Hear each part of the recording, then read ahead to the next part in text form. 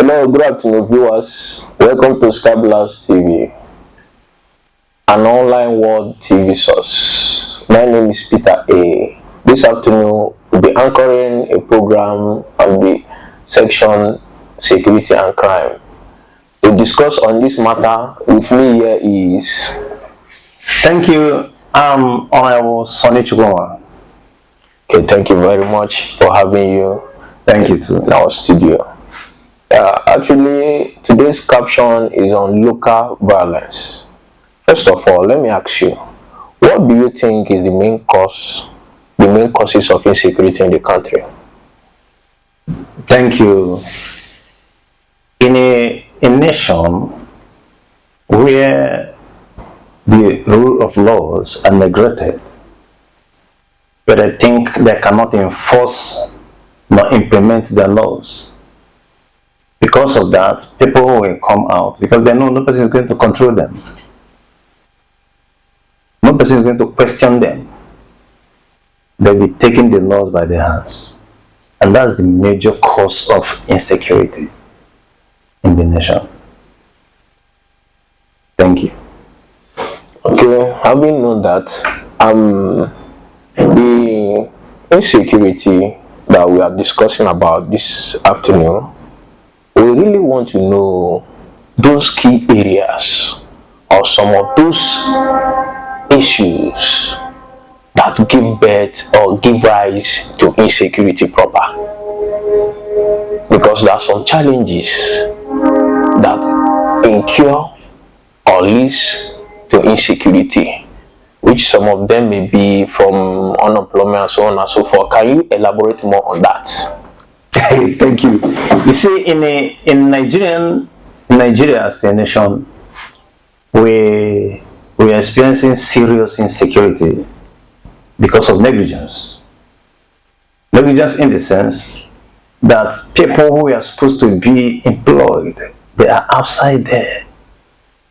And of course, you know, an idle mind is a devil's workshop. So when you make most people supposed to be useful to the growth of economic growth of the nation, it make them miserable when they're not forcing anything that will encourage them to stay in the nation or to be peaceful or to actually respect the rule of law. They may choose to go the other way around and begin to cause violence, begin to commit crimes. Some even go as far as of committing suicide, which is not good for any nation. So I believe that the main cause of insecurity is that negligence, the government failing to do what they're supposed to do, failing to attend to necessary issues like regional issues, like unemployment, like tribal issues. If you apprehend or approach any of these issues from the primary point of view, they will not skyrocket. But most times you see them, they are not trying to handle any of these issues until people begin to cry, begin to cause damages, killings, lose of lives, properties, causing commotion here and there. And that is most times you see the government sluggishly coming to ask questions, what's going on, what is happening, when we must have lost lives, properties. Some people will go as far as they can to even begin to take undue advantage of that thing, to break into places to rob. It's not good for our society. Thank you. In the societal setup, do you think that family or religious organizations have a role in making sure that there is an adequate safety measures? Do they have any role as far as security matters are concerned? Thank you. I came from a family, and we all came from different families.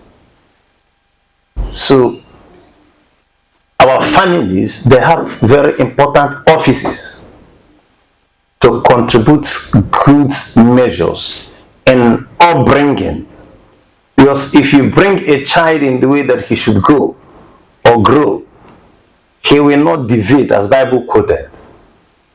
But when you do not take time to nurture your children and tell them that they should not fight, they should not steal, they should not lie, they should not disobey the elders, they should not disobey the tradition, they should not disobey the custom of the land, they will be cautious of that. As they grow, they begin to see it as a norm, they will grow it. They begin to observe that whenever you see an elder, you're supposed to greet him or her, supposed to respect them. There are things they will not be free to do because they know they are coming back to give report to their families. When I was coming up, I don't want any person to come to my family and tell my parents that I fought or I insulted them. So I have to avoid all these things so that I'll be able to live my life with a clean record. I'll be able to live my life as I'm growing with respect and regards to my family. So there is a huge volume of contributions that members of the families have to contribute in order to nurture their children, in order to free them from being conscious or focusing on, I can live by committing crimes, I can live by obtaining by tricks, or I can live by deceiving people. And that consciousness is there. I tell you, the society are doomed. We're talking about religion. Religion has its own parts to play. As a Christian I don't believe in killings. I don't believe in stealings. I don't believe in telling lies. I don't believe in cheating. I don't believe in obtaining anything by trick. I believe that religion has a lot of roles to play in order to guide our people, train them in the way they should grow, and to have peace in our place, to have security in our place. Because when you live a life whereby everybody is trusted, you are open, your mind is fair and open to people. People will not be scared of you. They know you are religious, you are righteous. You are not going to violate anything in any of the rules. So I think both the family and the religion, they have to come together and know that all of us are coming from one family or the other. So whether you're Christian or Muslim or you're an atheist, you must be able to know that peaceful coexistence in your society, in your locality, in your state, in your nation is very, very important. If you violate it, you too will not come out. If there is crisis going on, your children will not go to school. If there is ongoing crisis, even when you have medical emergency, you can't move the person to any nearby hospital because there are hoodlums everywhere waiting just to have a small notice. They will enter into the city during the cost trouble. So I think religion and our families, we must be able to do something meaningful to have peaceful coexistence. Thank you. In Nigeria, we have different security agencies. So the question is, are those security agencies, are they fully fortified to combat crime, to carry out their duties effectively?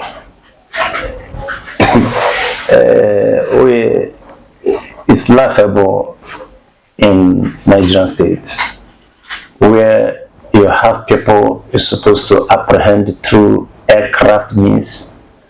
You are still using or tall vehicles to pursue them. People you're supposed to track through technological means. You are still using analog to trace them. I don't think this thing is obtainable. I don't think it can help the nation to grow or to apprehend crisis and crime. So fortifying or equipping the security apparatus is very, very important. Because somebody who is fully armed, knowing fully well that I want to commit crime, you cannot apprehend him or her empty-handed. Somebody who is conscious that I'm going to kill, you cannot catch him without being equipped. So our security must be fortified. Our security must be equipped. In these modern days, you cannot use analog or local means to apprehend or to control security issues. You must be fortified with the technological means, must be equipped with other machineries in order to face crimes and to control crimes. If you don't do that, you make yourself vulnerable to be destroyed. So we need our securities to be equipped, to be fortified. That fortification goes a long way to tell you who is fit and who is not fit. Because when I'm not skillfully equipped to deliver my duties, I will not be able to do anything. So in as much as we're looking out there to have a physical equipment, there is other intelligent equipment, having the skills to deliver your job, having the skills to interrogate, to investigate, having the knowledge to know how to approach a crime and how to control it. So it's very, very important. Thank you. Among all the security agencies here in Nigeria, let's now use our local security as a case study now to expatiate more on the local security being the neighborhood watch, which is at the local level. Can you tell us their level of preparedness in the way of fighting crime? I don't think I'm in position to tell you how they are prepared because, number one, I'm not the employer. But we've noticed in our localities that we have neighborhood watch. Neighborhood watch is good because they are directly in the different localities to give reports to the supreme authority, either to the police, so that police can intervene and save lives and properties. As far as I'm concerned, neighborhood watch is necessary. It's very, very important because they are the people from their localities who understand their language, who knows the names of their towns and the villages, who knows the road network. So their services are very, very required. It's necessary. So, but for them to be able to adequately carry out their services, there must be a measure of training and retraining, coaching and recoaching them. So as it's very, very important to upgrade in order to be able to apprehend security challenges. So you just don't go out there and bring in people and say these are neighborhood watch. What mental ability are they working with? What is their focus? What is their target? Are they actually prepared? Are they ready to discharge the expected duties? Because in a society where you have people who are not fully aware of what they are called to do, they will abuse it. So I believe in as much as neighborhood watch is important, they too should be equipped. They too should live by instruction. Because if you leave them at that local level, they will not produce the result you expected of them. So the government should be able to equip them. The government should be able to rehearse and work with them. So neighborhood watch is good, and I believe they are doing their work. Thank you. Okay. Yeah, still on the matter security and crime. Can you tell the viewers out there the contributions of the neighborhood watch in the community or society? What is the role they have to play in the society? Thank you. Like in our community, I thank God for the people who are recruited to do that security neighborhood watch. Some of them have undergone several trainings with the government. Some of them, they have bike, they have their kits which they are using to work. Their contribution is huge because they understood the road network in the community. They understand our languages. They know people who are from our community. They can quickly dictate that this person is not a member of our community. They will easily know this is a stranger. So the neighborhood watch is very, very interesting because they know these are people of our people, members of our community. And when they see somebody, they will be able to know that, man, this person is not from our place. So the contribution in order to secure our place is huge, and I love that. I respect them for that. So I believe it's something worth encouraging, so that they will keep on doing the good work they are doing. The contribution to security and community defense is very, very important. I thank God for them. Yeah, who do you think Neighborhood Watch should report to direct? Is it to the police or to the community leaders? In Nigerian states, the police is very important. Of course, we know that we have kings, or in our dialect, people will call Igwe, in different communities across the states. So there is need for collaboration of both the police, the Igwes, the president generals, the leaders of the community, and the Neighborhood Watch to have understanding, because they are simply doing one job. The job on their table is to make sure that lives and properties are secure. So, but I believe for the essence or to facilitate security job, if there is a means to report to the nearby police station, is very, very important, so that the police can synergize and help them in order to apprehend crimes. So making a report, a professional report for the Igwe or the President General, leaders of the community, is also important, so that Igwe will know what is happening in his community. The President Generals will know what is happening in their community, in their localities. They shouldn't be ignorant of any crime going on in their community. All of them should come together to factor how to apprehend crimes, to set a network of security that will be able to dictate and to know, to investigate, and to be on guard, to defend their community against crimes, to defend their community against people that may prepare to invent them. Because what causes most damage is when you are asleep and people invent their community, they begin to kill, they begin to molest people, they begin to rob, and by the time you wake up, you have been messed up.